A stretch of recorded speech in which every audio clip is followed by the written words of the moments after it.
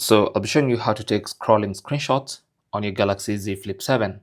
So if you're on a scrollable page, like for instance, a browser window, maybe you're reading an article, let me just open one article here. So assuming you're on a browser reading an article like this, and you want to take a screenshot of the entire article. So you can actually take a screenshot via the normal method, which is power and volume down. And on the screenshot window, you should now see a scrolling icon. So you can tap on that and it's going to scroll as it continues capturing. And you can tap it as many times as you want it to capture. So the more you tap on it, the more it captures. And once you're happy, you can now tap on the screenshot.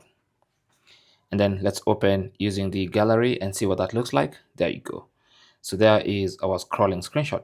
So that's going to get saved in your gallery as an image, which of course you can later convert into a PDF document if you wanted to. Thanks for watching. Don't forget to like and subscribe, and good luck.